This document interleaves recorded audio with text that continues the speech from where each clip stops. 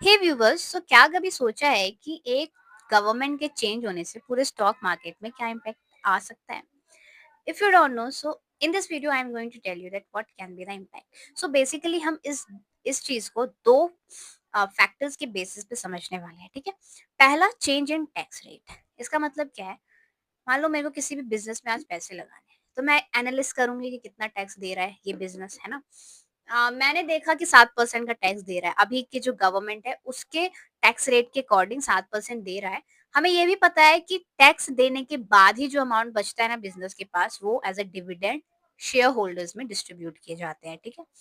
तो 7% दे रहा है तो मेरे को अच्छा खासा डिविडेंड भी मिल रहा है और मैं इंटरेस्टेड हूँ उस बिज़नेस में इन्वेस्ट करने के लिए बेसिकली, ठीक है? तो मैंने इन्वेस्ट कर दिया।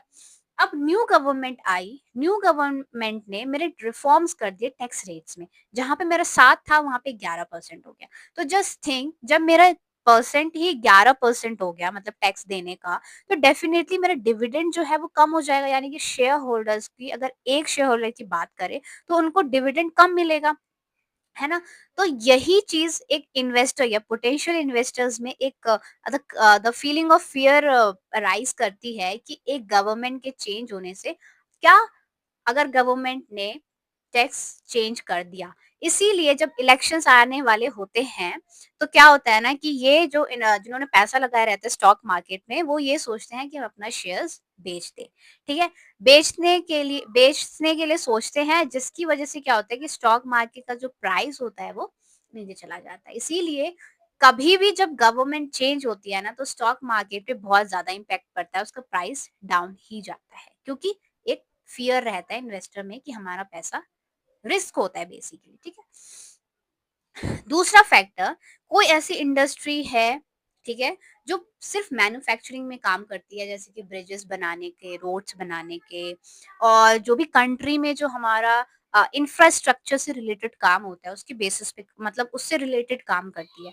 तो उस पे ना इन्वेस्टर ना ज़्यादा भी इन्वेस्ट करने की सोचते हैं, क्योंकि देखो एक तो उसमें थोड़ा प्रॉफिट रहता है एंड बेसिकली ना वो फ्यूचर प्लान्स होते हैं।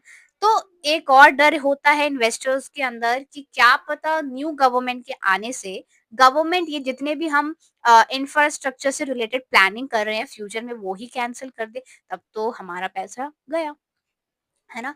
तो this is also the second most important reason कि जिसकी वजह से जब भी इलेक्शन आने वाले होते हैं या फिर गवर्नमेंट का चेंज होता है, गवर्नमेंट में चेंज आता है, तो प्राइस हमेशा डाउन ही जाते हैं स्टॉक मार्केट में, ठीक है? So I hope that you guys now understand it.